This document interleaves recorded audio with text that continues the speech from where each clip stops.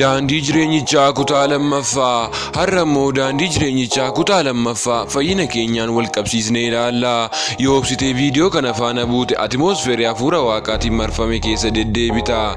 Chaanaaliin kun dhugaatii jireenya hafuuraa keessan dheebote obaasee dheebuu baasa. Namoonni chaanaalii keenyaaf haaraa taatan subscribe gochuun maamiloonni keenya immoo like comment siniin jecha haga dhuma qophii keenyaatti nu hordofaan affeerraa keenya.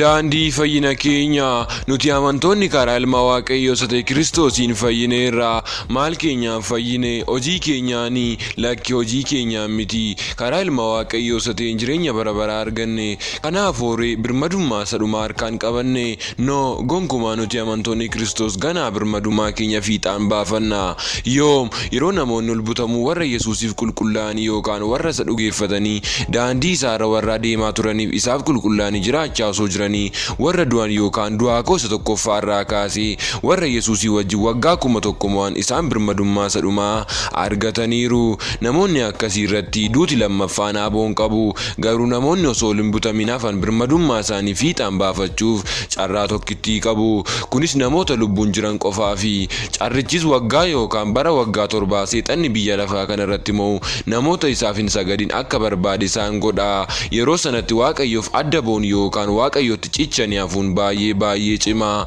Sababni isaas yeroo ol butamu waldaa kiristaanaa yookaan namoota Yesuusiif qulqullaa'anitti hafuurri qulqulluun inni jireenya namaa harka isaa maasanaa irraa eegaa ture. Innis yookaan hafuurri qulqulluun ol fudhatamaa yookaan eegumsa isaa harka biyya lafaa kanarraa kaasa. Yeroo sanatti namoonni waggaa 7 baay'ee dhiphatu, gidirfamu, wawwaatu, garuu deebii hin argatanii. Garuu yeroo sanatti akkuma amma carraan wangeela Kiristoos lallabamu yoo jiraate namoonni akkuma amma sooshaal miidiyaa garaagaraatiin yookaan televezyiiniidhaan hordofuu danda'u. Garuu kunis carraa dhiphaadha. Sababni isaas sagaleen waaqayyoo yoo hafuurri qulqulluun namaa ibse malee yeroo sanatti fiikshin yookaan asoosama namatti fakkaachuu danda'a. Garuu namni jabaatee dhaabbatee seexanichaaf namni saganne carraa fayyuu qaba. Bara 7 kana keessatti seexanichaaf aangoo guddaatu kennamaafi. Garuu amma inni waggaa 7 xumurutti samii irratti waggaa 7 cidha walichaatu geggeeffama. Saniin booda yeroo waggaan 7 xumuramu seexanni inni waggaa 7 dhala namaa cunqursaa ture waggaa 1,000 ni hidhama. Lafa kanarratti gonkumaa aangoo hojjechuun qabu. Fakkeenyaaf wallaalchisuu, cubbuutti nama kuffisuu, nama miidhuuf kaakaafaa gochuu gonkumaa hin danda'u. Warri Yesuusii waliin waggaa 7 cidha walichaarra turan waggaa 1,000 deebi'uudhaan lafa kanarratti Yesuus waliin mo'u yookaan jiraatu. Erga waggaa 1,000 namoonni Yesuus waliin jireenya gammachuun guute, boqonnaan guute, aara galfiin guute jiraachaa turan erga dhumee booda firdiin inni dhumaa kennama. Kana jechuun warri Yesuusitti amananii daandii isaarra jiraachaa turan, warri amala Yesuus biyya lafaarratti agarsiisaa turan, fakkeenyaaf abboommi Yesuus dhala namaatiif kenne keessaa inni hangafni itti fufee bara baraan jiraatu jaalaladha. Namni akka ofiisaatti nama jaallatu nama amala Yesuus qabu agarsiisedha. Kanaaf isaaf jireenya bara baraatu mala. Jaalalli danda'aadha. Of hin bokoksu, waan gaarii malee waan hamaa nuti akka yaannu hin godhu. Jaalalli danda'aadha. Jaalalli hafee jiraata. Jaalalli abboommi hundumaaf jalatti qabatee jira. Jaalala jechuun abboommi waaqayyootti qabatanii jiraachuu jechuudha. Ana dabalatee ammam keenyatu daandii Kiristoos ta'e daandii jaalalaa irra deddeebi'aa jirra. Of haa gaafannu. Nuti warri Kiristoositti amannee fayyina keenya akkasitti ibsama.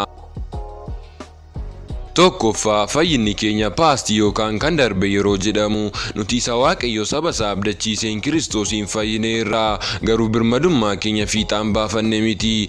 Lammaffaa fayyina keenya pirezentii yookaan itti fufee kan jirudha. Akkamitti yoo jettan nuti isa nu abdachiifame Kiristoosiin erga argannee booda karaa isaatiin jireenya bara baraa akka arganne macaafa qulqulluun ni dubbata. Garuu jireenyicha yookaan isa karaa Kiristoosiin abdachiifamne jireenya bara baraa akka argannuuf cubbuu Addaam dhala namaa irra kaa'an warra jireenyichaaf hin malle ta'anii garuu karaa Kiristoos jireenyichatti deebineerra. Yesuus jireenyichatti nu deebisu ofiisa qaraaniyo gubbaatti dhiiga isaa nuuf lolaasuun mi'a araaraa keenyaa nuuf ta'eera. Kanaaf namni dadhabaadha waan ta'eef dhagna fiixaan hin baane waan baatee adeemuuf cubbuutti yookaan irra daddarbaatti ni kufa. Kanaaf ammoo fayyina keenya kan itti fufsiifnu karaa mi'a araaraa keenyaa isa ta'e Kiristoosiin fayyina keenya guyyaadhaa guyyaatti itti fufsiisna. Nuti dadhaboota waan waan taaneef jireenya keenya guyyaa guyyaan araara Waaqayyoo keessatti shallagaa deemuu qabna. Ergaa Yohaannis 1:1-5 ni jiru. Namni dadhabaa akka ta'e namni hunduu cubbuutti akka kufu nu barsiisa.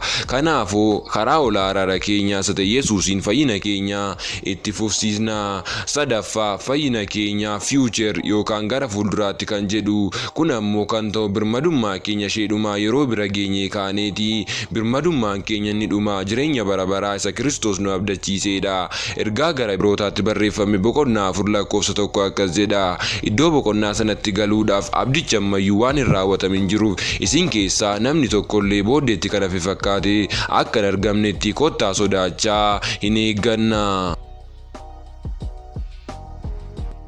Kanaaf obboloota koo Kiristoositti amanneerra birmadummaa sheedhumaa harka koo galfadheera yoo jettu ta'e dhugaadha balaa hamaa jala jirtu. Yohaannis ergaa isaa 1:1-5 keessatti yeroo nuuf barreessu akkas jedha. Waaqayyoo ifaa dukkannis matumaa isa keessa hin jiru.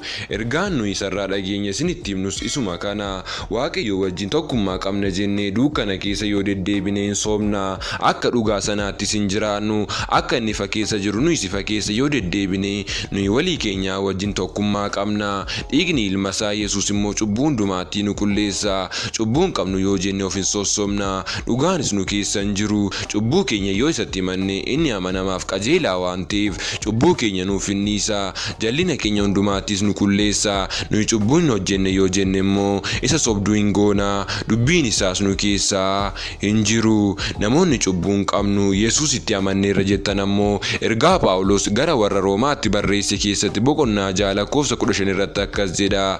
Egaa seera jalatti qabamne kan jiraannu tun ta'in ayyaana Waaqayyoo jala waan jiraannuuf cubbuu hojjennuure kun matumaa hin ta'u. Namoonni ani ayyaana Waaqayyootiin fayyeera ani sichi cubbuun koo natti hin lakkaa'amu jettanii yookaan barsiistan akkasittis jettanii of amansiistan ergaa Yihuudaan obboleessi Yaaqoob waa'ee namoota ilaalcha akkasii qabaniif akkas jedhee barreessa.